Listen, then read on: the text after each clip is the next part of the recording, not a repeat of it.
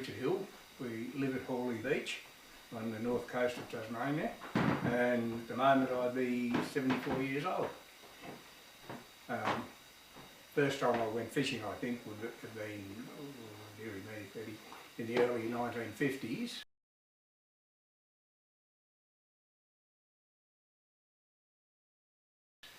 Out off Port Sorrel and Hawley. I used to go out with the father a lot, and he had a dinghy, and mainly would set grabble nets, and the fish, well, there was never any question of fish. If you put net in, you caught fish. It was as simple as that. Mainly trumpeter we get.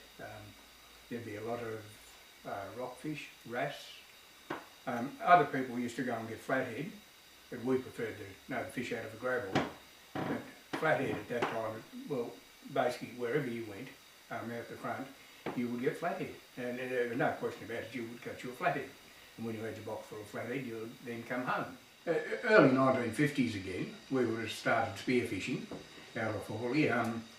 We used to just go diving first, no such things as wetsuits then, it was just an extra jumper or two on, and we'd normally go into school holidays, which would be in September, and we'd dive through there possibly until early June. But fish there were always plenty of fish. Whenever we went diving, we would see fish. And then again in the early 50s, I think a fellow called Len Staples in Hobart, he started making spear guns, and one called the Sportsman. And we both bought, Mate and myself both bought one of those, and from there we were able to spear the fish. From there we learned how to spear fish. But again, at that time, there was no problem. We would always catch fish. We had a dinghy, also, which we would again go fishing for barracuda. We used to catch heaps of cuda, and there's sort of a bit hard to explain. There was never ever a question of catching fish. You would go out and you would catch fish. Even up until, I would say, probably 10 years ago, 12 years ago, before I went to work, I could go out in the boat from Hawley here, and I'd get enough fish for a fortnight, and I'd still be lining up for work up past 7, 8 o'clock in the morning. It was never a question that the fish were there, but recently I think with so many boats out there now, they're getting the last remnants of the fish there. The anglers will certainly hold them where a professional will pull out, and these fish are just very quickly disappearing. From where we went spearfishing, we gradually, thought, well, we'll go a bit further and we'll see if we can catch a crayfish. And from there, we'd go further along the coast, probably as far as Wynyard was the first place we went, because that's where we'd heard people used to catch crayfish, and there were crayfish there, so, I mean, there'd never ever be crayfish around home. And so we went to Wynyard, and we would catch crayfish there. But a crayfish now, I've never seen crayfish the size of what we used to catch. Then I think for the first 2 or 3 years, at the time I'd still be talking the late 50s, mid to late 50s, we would never have seen crayfish much under 5, 6 pound. And they would go, 10, 12 pounds, sometimes a bit bigger. But there was no shortage of crayfish. We would just, every time we'd go out, we would not miss crayfish. And used to sell them sometimes at the pubs on the way home. Fisheries would love that now. But we used to flog them at the pubs on the way home sometimes. And then I had a copper down in the shed. We used to boil the cray up. And, there'd be 10, 15, 20 cray we'd have left over. And all, a very big size. Then from there, gradually we went further and further afield. Port Ladder was an interesting one. They've now put a jetty out from Port Ladder, but the crayfish along there when we first went there, the reefs that run parallel to the coast off the shore, crayfish used to just lay in under the reefs, shoulder to shoulder, and it's very hard to describe. You go down and there'd just be along the face of the reefs. But at the same time, there were very, very few people doing any spearfishing or skin diving then. But then we even went further, gradually started going further. We went down to Granville Harbour, Trial Harbour and the West Coast. And I read in the paper one day where they were catching abalone in the gulch at Beechinot. And gee, that'd be back that again would have been late 50s, 1950s. And we went down and dived just had a diving to Gulf chair, and they were catching them commercially, making £5 a day, that was bloody big money, and £5 a day. So anyhow, we went from there, and we remembered on the west coast where we'd seen abalone, there were just these immense beds of abalone, and nothing, Bisho didn't have a touch on the west coast. And so from there we started going down to a weekend and getting abalone on the west coast, around Timmer, Marraway, places just south of it, but mainly between Marraway and Timmer. And in there was still a lot of crayfish. I mean, if you saw a patch of crayfish, there were crayfish there, but we didn't worry about them so much then. We were getting more interested in the abalone, as I'd found someone on the mainland who would buy them. But getting into the west coast too, it's not like driving in there today. We used to have an old utility which we'd drive in, but all the tracks are just sand. You'd be up over sand hills and then down through the flats were all bogs, and you'd be bogging in. It was a hell of a job to get in. What takes 2.5 or 3 hours now used to be a 5 or 6 hour trip from here. And to get across the Arthur River, the bloke old Bob Airy used to drive a ferry there. And there was a punt going across the river, and you'd drive down onto the punt and then they'd winch it across by hand across the river. And I forget how much he charged me, £2 bob. It was just before the decimal currency came in by the time we were starting to get abalone. But the difference then, of course, big difference was the price. But abalone, there was no shortage of them. You'd go into some of the bays on the coast. Some of the bays were very similar to what they are now, probably haven't changed much with the odd abalone in there. But you get into where the big beds were, and they were basically shoulder to shoulder. You could not put another ab on there. And when we'd get them, we'd dive, and surge would just take us along the reef, and we'd just knock our abs off as we went. And then as the surge would run back out, the abs would stick together on the bottom. You'd pick up one and you'd have a whole heap of them there you shove in the bag. We used to get them in the spud bags, and I think the going price then was around about 2 and 6, and then decimal currency came in and went to about 30 cents for a pound. They still didn't have a decimal measurements, but the abalone, when we got them, we had to shell them and then bag them up and then cart them into Stanley as to where the boat there would take them and put them in the freezer, and they'd then go from there to Melbourne. But we used to dive, at the time we still didn't have a compressor, we just diving, holding our breath, and that's how many abalone were there. And we weren't making big money, but probably equal to trade's wages. But at the same time we had vehicles to run, boats, and we didn't have a compressor at that stage, I'm sorry, getting a bit ahead of myself. But anyhow, we were doing this at the weekend, and then gradually we thought, well, we'll do a commercial. And I don't know if I don't think I had licences then, but if I did, we didn't. And so we started selling the abs, and we had this fellow where we'd been selling for the weekend, and we were still diving, just holding our breath, out of a bit of a dinghy and down places just south of Marraway. And from there, we heard of someone in Hobart. There was a place called Aqua Scuba down there, a bloke called Dick Cullenwood, and we were still in the early 60s, but I read in a diving magazine somewhere about these hooker units, where you had the air hose and you could put the mouthpiece in and go diving. So we went down and to see if he could get one in from America, being an American magazine. And he said, I'll build one for you. So consequently we had this hooker unit built. Never seen one, never dived on compressed air. I'll still never forget the first time we were down the west coast. We had this boat sitting out there, and we put the wetsuit on and pull the string, and away goes the compressor, and then to dive and take those first breaths underwater was a bit hard. You sort of, but eventually we learnt, and that happened. Wetsuits were another big problem. They're only about the same size as the bodysuits that you use surfing now, but they weren't reinforced either, so consequently if you touched a rock or anything, you'd tear them, and where you're getting the abs, was sliding along the rocks all the time, and they used to use quite a few wetsuits up. We got to the stage where the old wetsuit, when it was torn too bad, we put it on over the top of the new one, and they wouldn't do right up, but we just tied them together with bits of string, and that'd give you a bit more time in the water. But from there, we worked mainly on the west coast.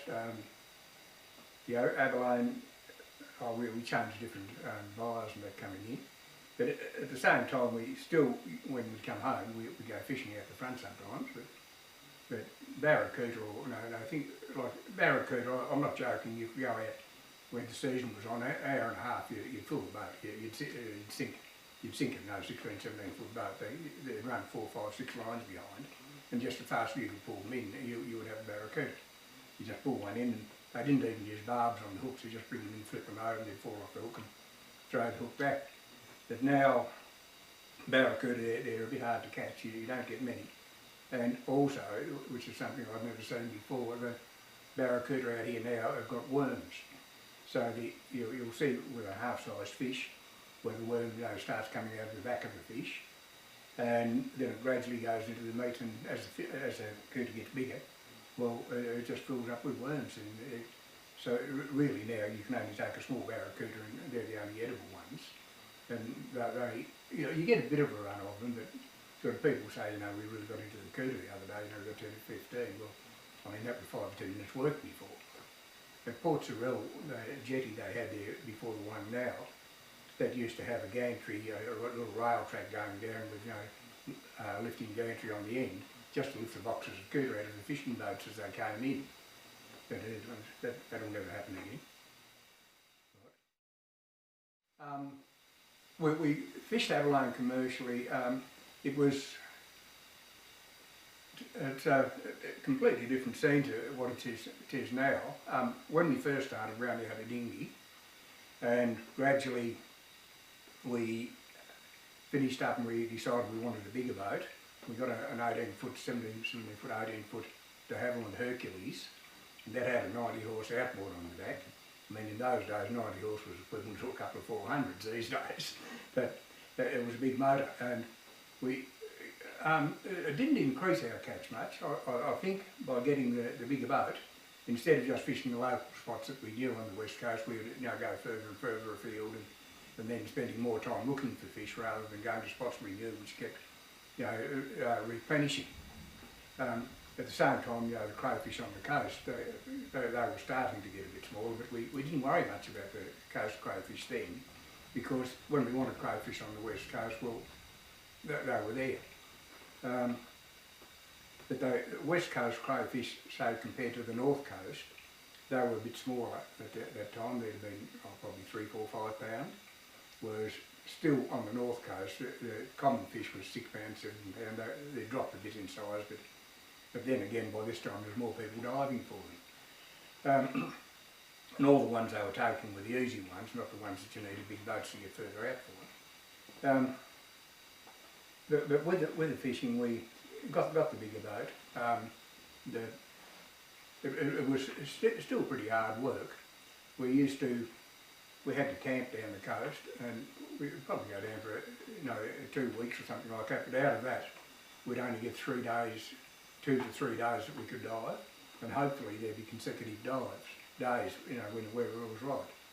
Because we'd get up in the morning, we'd dive, we'd get the fish, and we would come in with probably 800, 900 pound of into the fisheries in Stanley, or in the fish shop at Stanley where we'd sell them. But we'd also, sort of where we were shelling the fish, we couldn't cart them with the shell and guts and all because of the weight, and also the poor condition of the tracks. By this time we had a small 4-wheel drive, a Land Rover soft top and short wheelbase, should go in there. And when we get back into the fish shop, or into the wholesaler, or whatever you like to call him, then when he weighed the fish, they'd be in plastic bags, and there'd be a lot of juice in there from where the abalone would actually bleed on the way in. And a 100-pound bag of fish, by the time we drained the juice off, we get about 80 pounds.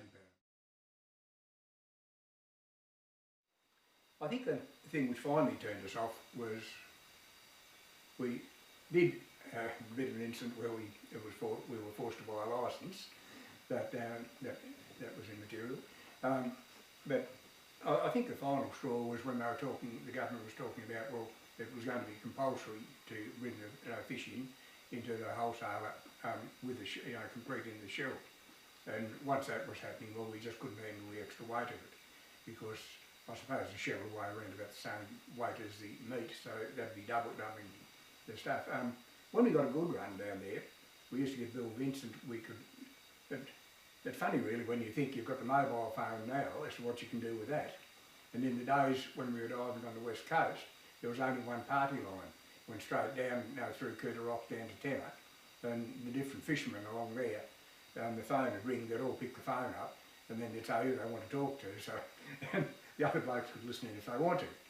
But we could ring through and get Bill to come down with his plane, and we'd then take him up to the airport near Marylebone, or an airport, a bit of clear bush, and he'd fly the abalone back to Smithton for us. Hooker units, things like that weren't reliable. A lot of the time I was diving by myself down there, and you'd go out and be diving and working on the bottom, and go to take a breath and there's no air there. And when you come to the top, all of a sudden you realise the sea's cut up a bit, the waves are breaking over the boat, and the water's got into the motor under the compressor, so it stops. We used to get the abalone in spud bags, and we get I suppose the spud bag itself would weigh, it'd go pretty close to £100 in weight when it was full of abalone. But we just drag them along the bottom and leave them under the boat, and then pull them up with a rope later on when we'd finished diving. Out of each bag of abalone, we'd split around about 30 pounds of fish by the time it was cleaned and put in the bag, and then it'd go back. Then there was someone else on the mainland we used to sell to, which meant we'd take the fish back to the airport, and then they'd be flown across to Melbourne. It wasn't very profitable doing that. We also fished out of Ediston Point a lot in the winter. There's west coast tracks that were too boggy and bad in the summer. So we fish out of Ediston Point, those places in the winter. And from there we'd have to take the fish into Launceston, and they'd be flown out from Launceston to Melbourne. The main thing on the west coast, I suppose you fish the west coast basically from sometimes November, December, once the tracks have dried out enough. Well, basically from the time I started, that would have been early 50s, until now, it's just been a downhill ski run. And I think it just goes faster. But we did dive out of Strawn, Strawn, Cape Sorrel, Macquarie Heads there quite a bit. And the crayfish down there were typical west coast size, probably 3, 4, 5, 6 pound standard fish, like Granville Harbour, Trial Harbour. And we went down there fishing, would be 3 or 4 weeks ago, that'd be beginning of November. And I think the two of us, my son was diving, I wasn't, I was just working a tender then. I think he got something like 15 crow for 2 days. And out of those 15 crow that we actually got, I suppose he brought 30 into the boat, most of which were undersized. There was only 15 which made size, and when I say size, they would have been probably a millimetre oversized. Every fish we had to measure. There wasn't one fish big enough to say, well, that one's size. And so that's basically over a period of, 50 odd years. The crayfish have gone to, from what was there as to what it is now. I haven't dived further north. Well, I used to spend a lot of time diving up around the Granville Trial. The last time I went in there would have been probably 12 years ago, and there weren't anywhere near as many crayfish. But then again, see, in that time there's been a lot of shacks built, and a lot of people are in there just fishing, weekend fishing and that type of thing. And when I was diving, there were quite a few shore-based fishermen just fishing for crayfish. There was one up at Bluff Point, there was another one down at Sarah Bay near Cooter Rocks. I think there was another one a bit further down. There was one at Ediston Point, and then there was another one up at Cape Portman, but they used to just live in tents or shacks there and had their own small boat that they'd just go out fishing from. But those blokes, that doesn't happen any longer. I can't tell you how many boats used to work out of Port Sorrel. but they've all gone. But where I say, I suppose, there'd been 10 or a dozen boats working out of Port Royal. Devonport also used to have their own fishing, or what I say, fishing fleet, mainly for barracuda. That was before the bigger trawlers and that came in. But the barracuda used to come in spring, but they were just in incredible numbers. It's very hard to describe how you would put a lure. Once you found the schools of cuda, you just go out there, and then you just put a few lures behind the boat and drive in circles, and you just pull them in as long as you wanted them. The cuda would just follow the boat. Blackback used to be like that. They weren't as thick as the cuda ever were, but when we were kids in Devonport, you go down probably 3, 4, 5 months of the year, there'd be blackback would be pretty thick, and you'd fish both sides of the river, and there'd be fishermen there, just casting out into the river, casting blackback just shoulder to shoulder. You'd got, even going back, I suppose, before that, in the late 40s, and the wharves in Devonport, there used to be people, just lying right up along the wharves there catching trevally. I mean, that just wouldn't happen now. But they used to get big runs of trevally at Stanley. I can't tell you now if they still do or not, but I know at Hawley we don't get the quantity of trevally we used to. Personally, I haven't set a grab-all net out the front for probably 3, 4 years now, because I just don't want to catch the last trumpeter. There's hardly any left. You can put a lot of nets out there and you won't catch the trumpeter.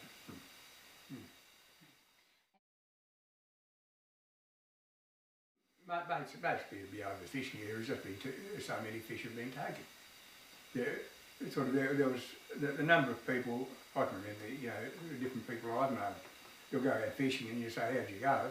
"Oh, we've got 60 or 70 blackback or whatever." Well, I mean, what the hell are they going to do with 60 or 70 blackback? They finish up in the garden, or someone's cattle, chuck back out next time they go fishing. The cuda were the same. People would go out and, I'm not saying I used to do it, because at that time we thought it was just an endless supply of fish, but unfortunately it doesn't work like that. The fish that we took, sort of cuda, all of a sudden they were there, and then 2 or 3 years later there's basically nothing. Like salmon, blackback salmon in the river at Port Sorell, we still get them, but you've really got to work for them.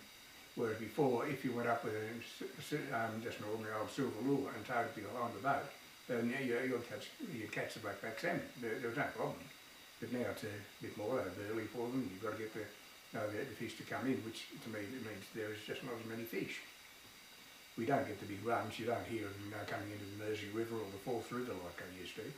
But they used to come in the whole river. Now it just used to boil, I believe. A lot of those have been taken by the trawlers, and they're taken back down around the islands on the western end of the north coast. Next they just put the nets around and just bring them in, 50, 70, 60, 70, 80 tonne, and sort of, the fisheries just won't stand that. They're not designed for that. I mean, if there's 40 boats here, say over the weekend or through the summer holidays, if they go out and they catch 10 flathead each, and you've got 2 blokes in each boat, there's 20 flathead per boat. There's 800 flathead they can take in a day. And the area just does not sustain that. It's all right to say, well, you've got a bag limit of 10 fish each, but that's what it equates to when you've got that quantity of boats going out, which is quite common. They go out from Port Sorell probably more than there often, but you still get the same thing happening down the east coast from other different ports. But up here, the flathead are fishermen now, they've got. See, they're used to going out and fishing all day, to catch, 2 or 3 feeds of fish. Whereas if I had to fish for an hour to get a feed, I'd go home. I just haven't got that patience. But sometimes I go out with them, and it's very hard to explain. You're just sitting there with a line dragging along the bottom, not catching anything, and all of a sudden they get a bite. Griffiths were a very big fishing family here. They started boat building. They had a small boat building works, I think, down near the jetty. I'm not a big one on Port Sorell history, but there were those. There used to be a small freezing works just up about opposite where one of the shops is in Port Sorell. But the boats used to go out there, and they used to just quite great quantities of cuda because there was a market for them. See, another fish I don't know if but there's never been much of it. It used to be a very popular fish was cod, but you don't hear many people catching cod now. See, whitebait used to be a very big thing in the rivers here.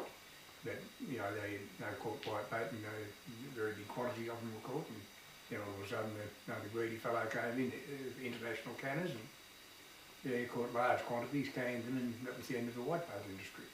I think now you're allowed to, over about a 2-3 week period, to take something like a kilo of whitebait a day if you pay for your licence. So that's basically how much the whitebait are gone. There's just another fishery.